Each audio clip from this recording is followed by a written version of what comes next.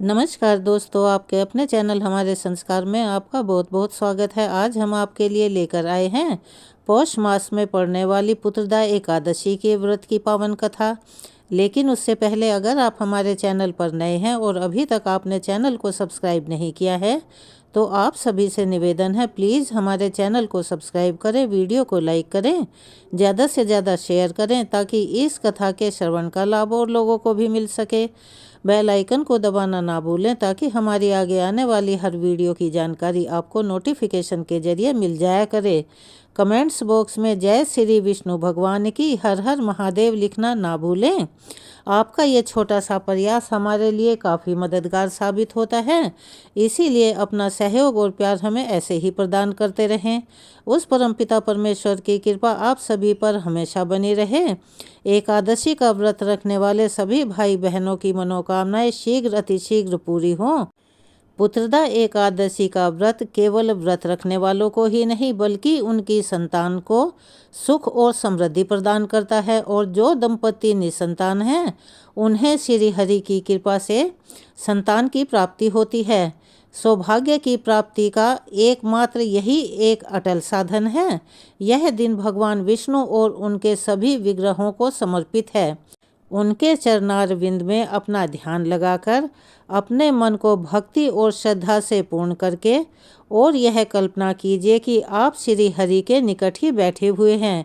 उस भव्य दृश्य की जब हस्तिनापुर के महल में धर्मराज युधिष्ठिर अपने सिंहासन पर विराजमान थे, महल के चमचमाते कक्ष, रत्न जड़ित दीवारें और सुगंधित पुष्पों से सजी हुई वेदियां और वहां महल में जितनी भी साज सज्जा की हुई थी सभी से दिव्यता की अनुभूति हो रही थी। राजा के आसपास सभासदों की पंक्तियां सजी हुई थी और वहां पर गूंज रहा था मृदंग वीणा का मधुर संगीत। उसी समय सभा के मध्य में श्याम वर्णीय भगवान श्री कृष्ण अपने तेज और सौम्यता के साथ वहां पर प्रकट हुए। उनके मुख पर मोहक मुस्कान फैली हुई थी और वह करुणा से भरी थी।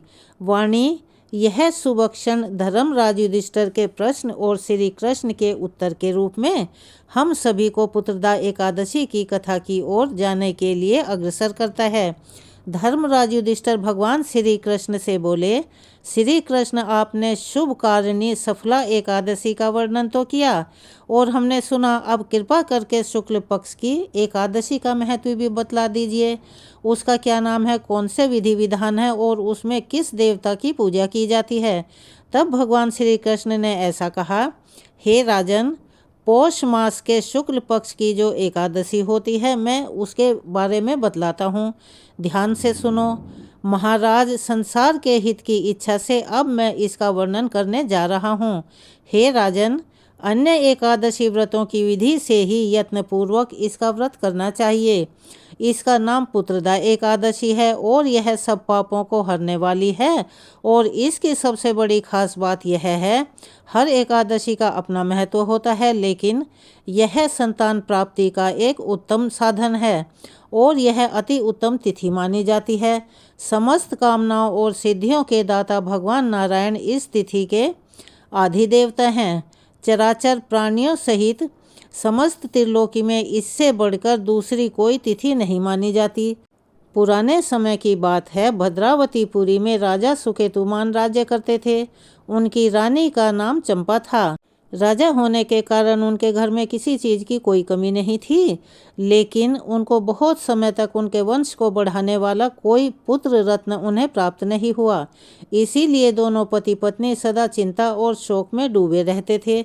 उस राजा के जो पितर थे यानी पूर्वज थे, उनके दिए हुए जल को यानी जो जल वो अर्पण करते थे उनके निमित्त, उसको शोकोच्छ्वास से गर्म करके पीते थे। राजा के बाद और कोई ऐसा दिखाई नहीं देता जो हम लोगों को अर्पण करेगा। यह सोच सोच कर पितर सदा दुखी रहा करते थे। एक दिन की बात है, राजा घोड़े पर सवार होकर घने वन में चले गए। पुरोहित आदि किसी को भी इस बात का कुछ भी ज्ञान नहीं था। मृग और पक्षियों से सेवित उस सघन वन में राजा भ्रमण करने लगे। मार्ग में कहीं सियार की बोली सुनाई पड़ती तो कहीं उल्लू की। जहाँ तहाँ रीछ और मृग भी दिखाई दे रहे थे। इस तरह घूम घूम कर राजा वन की शोभा को देख रहे थे। इतने में ही दोपहर हो चली। राजा को और भूख प्यास सताने लगी।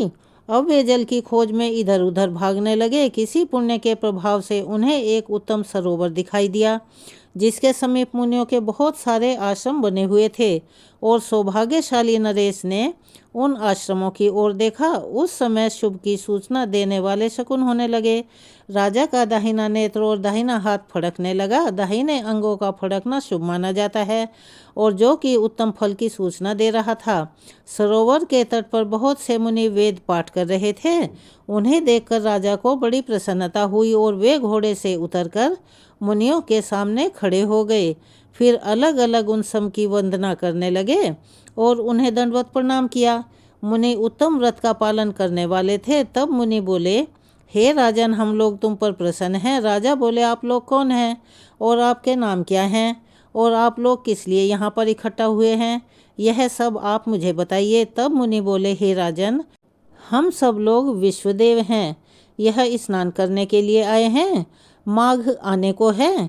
आज से 5वें दिन माघ मास शुरू हो जाएगा, और फिर माघ का स्नान शुरू हो जाएगा। और आज ही पुत्रदा नाम की एकादशी भी है, जो व्रत करने वाले मनुष्यों को पुत्र रत्न की प्राप्ति कराती है।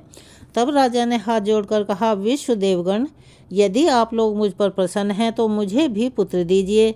तब मुनि बोले, हे राजन, आज के दिन ही पुत्रदा नाम की एकादशी है। इसका व्रत बहुत ही प्रसिद्ध है।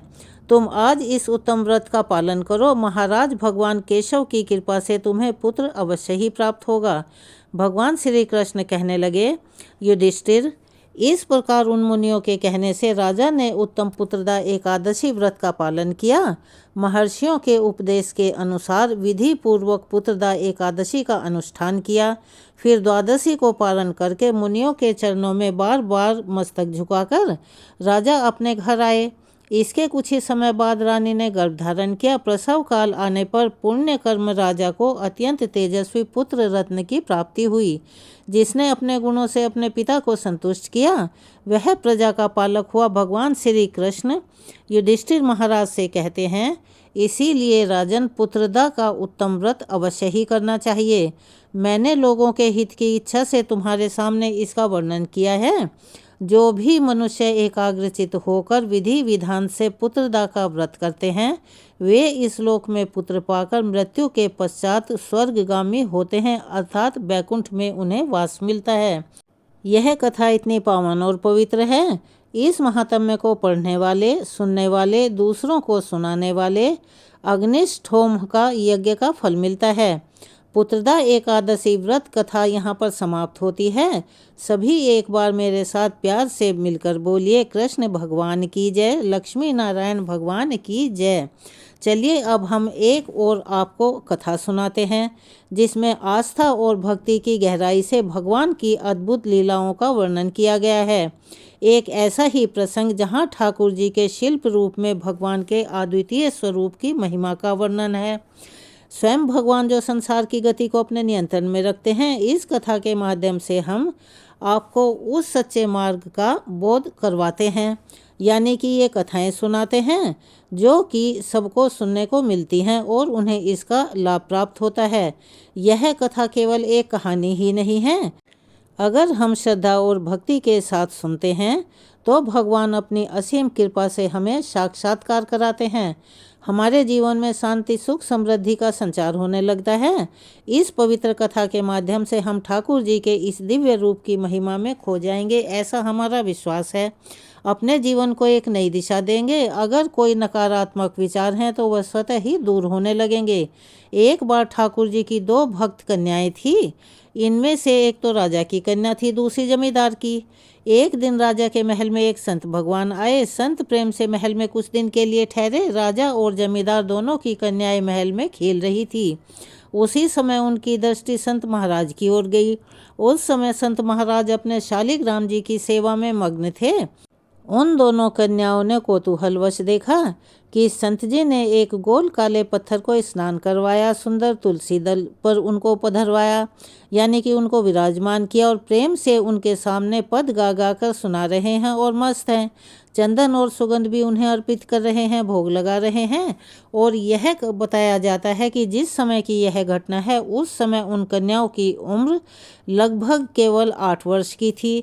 उन दोनों कन्याओं ने संत महाराज जी से कहा, हे महाराज, यह आप क्या कर रहे हैं? यह आप काले काले पत्थर की पूजा क्यों कर रहे हैं? तब संत महाराज जी ने दोनों बालिकाओं को बताया कि बेटा, यह पत्थर नहीं बल्कि स्वयं श्री भगवान है और मैं इनकी सेवा कर रहा था। संत महाराज ने उन दोनों कन्याओं को यह बातें बताकर उन दोनों को भगवान का चरणामृत और प्रसाद भी दिया, जिससे उन दोनों कन्याओं के मन में भी ठाकुर जी की सेवा करने की इच्छा उत्पन्न हुई। संत महाराज जी का महल में प्रवचन हुआ, दोनों कन्याओं ने भी उसे सुना, जिसे सुनकर उन दोनों कन्याओं के हृदय में ठाकुर जी के प्रति भक्ति जाग उठी। उन्होंने संत महाराज जी से विनती करते हुए कहा कि महाराज, हमें भी बिल्कुल आप जैसी ही सेवा करनी है, हमें भी ठाकुर जी की ही पूजा करनी है। आप हमें अपने ठाकुर जी की मूर्ति दे दीजिए। उन दोनों के मन में भाव आया कि यही संत हमारे सद्गुरुदेव भगवान हैं। उन संत महाराज जी ने दोनों कन्याओं के भाव को देखकर मन में विचार किया कि यह दोनों तो अभी बहुत कम आयु की हैं, बालिकाएं हैं, कहीं भगवान की पूजा में कोई गलती ना हो जाए, इससे उनसे कोई अपराध ना हो जाए, और शिष्य के द्वारा यदि कोई अपराध होता है तो वह अपराध गुरु को ही लगता है। संत महाराज ने सोचा कि अब यह दोनों कन्याएं बड़ी हो जाएंगी, तब हम इन्हें खुद भगवान की मूर्ति प्रदान कर देंगे। पहले तो संत महाराज जी ने मना कर दिया, अब तो संत महाराज जी के मना करते ही दोनों कन्याएं खूब जोर जोर से आंसू बहाकर रोने लगी।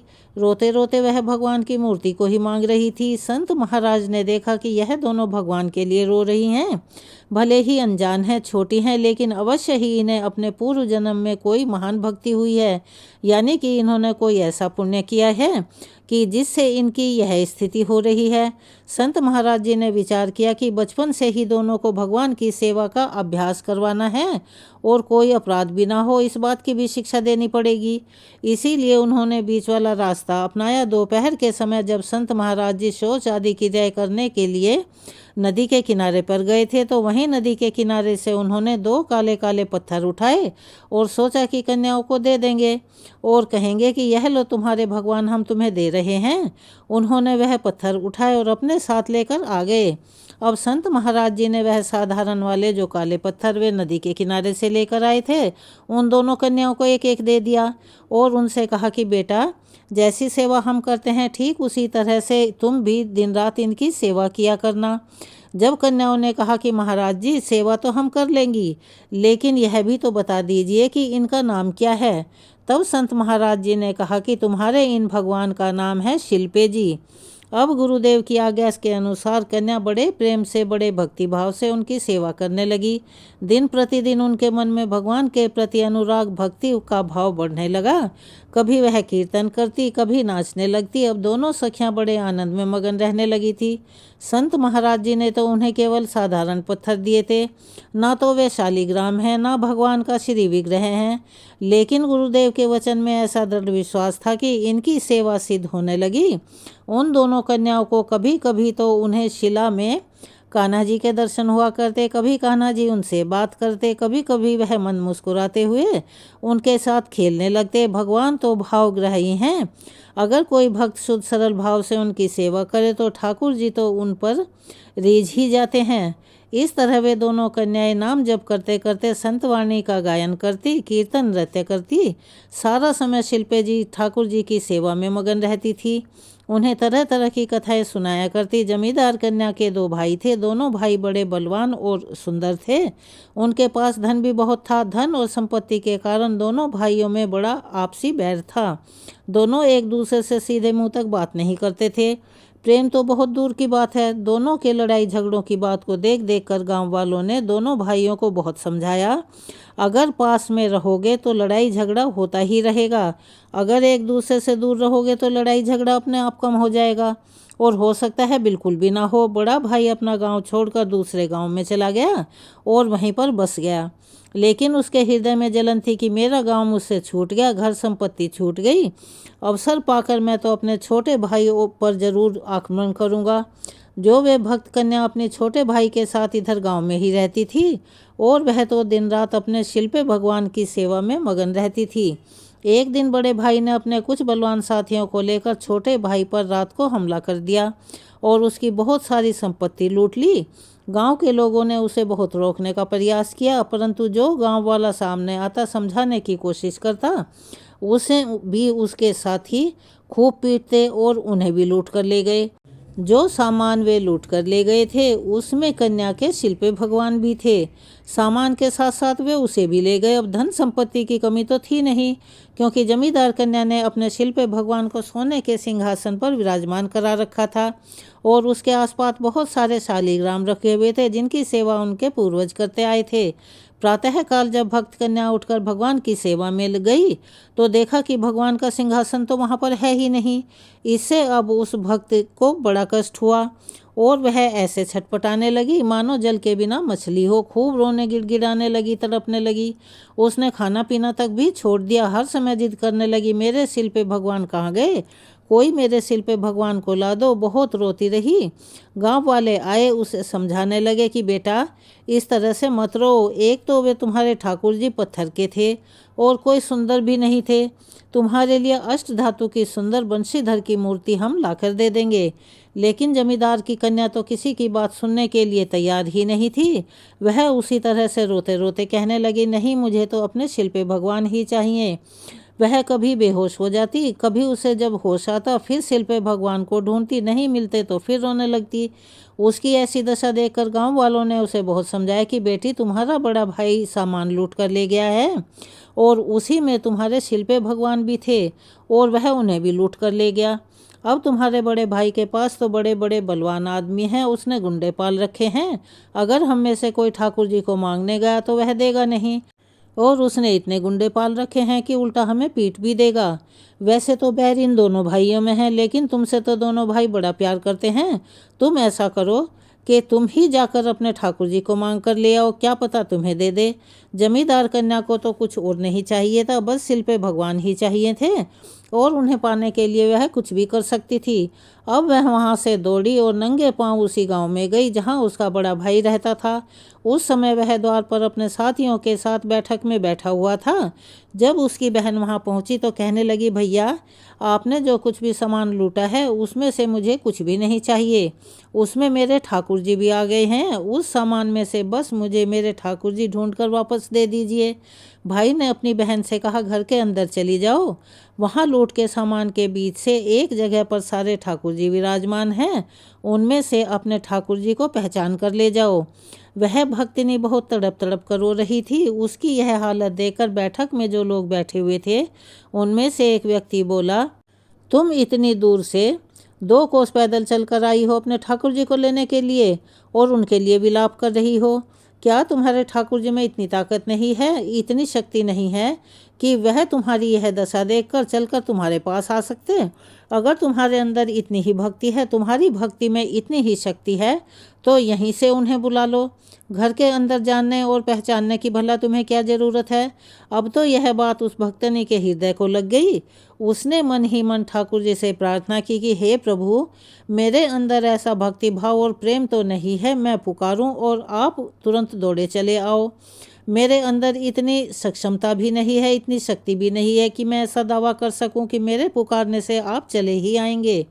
आप स्वयं कृपा करके हमारे पास चले आइए, नहीं तो ठाकुर जी देख लो, यहाँ सारे लोग हंसी उड़ाएंगे कि इनके ठाकुर जी में तो कोई शक्ति ही नहीं है, और सब लोग केवल यही कहेंगे, यह तो केवल एक पत्थर है। ठाकुर जी, मैं आपकी दासी हूँ, मुझे अपनी हंसी उड़वाने की चिंता नहीं है, मेरा कुछ नहीं बिगड़ेगा। लेकिन अगर यह लोग आपकी हंसी उड़ाएंगे तो मुझे बहुत दुख होगा। भला मुझसे ऐसा कौन सा अपराध हुआ है? ठाकुर जी, आप हमें छोड़कर चले गए। ठाकुर जी, हे प्रभु, इन दुष्टों के हृदय में भक्ति बढ़े, ऐसी कोई लीला करो। ठाकुर जी, मेरी आपसे विनती है कि आप जल्दी घर से बाहर आ जाओ। बैठक में बैठे सब लोग हंसी उड़ाने के इंतजार में बैठे हुए हैं, वह मौके की तलाश में हैं।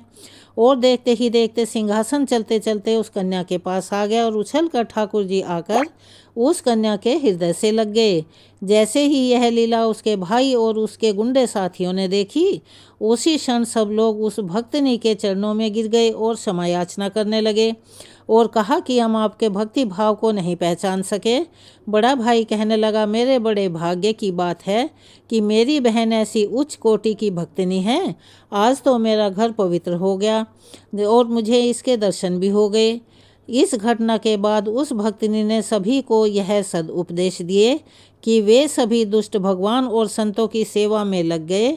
छोटे भाई को उधर जब इस लीला के बारे में पता चला तो वह भी भगवान और संत की सेवा में लग गया। उन दोनों भाइयों के बीच में जो दुश्मनी चली आ रही थी वह भी क्षण भर में दूर हो गई और अब तो पूरा परिवार ही ठाकुर जी की सेवा में लग गया। तो इस तरह की लीलाएं ठाकुर जी करते हैं जिन्हें हम देख नहीं पाते, लेकिन वो कब कर जाएं इसके बारे में कोई भी नहीं जानता। अगर आप सबको यह कहानी पसंद आई हो, अच्छी लगी हो तो प्लीज़ कमेंट्स करके अपनी राय अवश्य लिखें। अगर आप हमारे चैनल पर नए हैं और अभी तक आपने चैनल को सब्सक्राइब नहीं किया है तो आप सभी से निवेदन है, प्लीज़ हमारे चैनल को सब्सक्राइब करें, वीडियो को लाइक करें, ज़्यादा से ज़्यादा शेयर करें ताकि इस कथा के श्रवण का लाभ और लोगों को भी मिल सके। बेल आइकन को दबाना ना भूलें ताकि हमारी आगे आने वाली वीडियो की जानकारी आपको नोटिफिकेशन के जरिए मिल जाया करे। कमेंट्स बॉक्स में जय श्री कृष्ण हर हर महादेव लिखना ना भूलें। अपना प्यार और सहयोग हमें ऐसे ही प्रदान करते रहें। आपके ये छोटे छोटे से प्रयास हमारे लिए काफ़ी मददगार साबित होते हैं। धन्यवाद।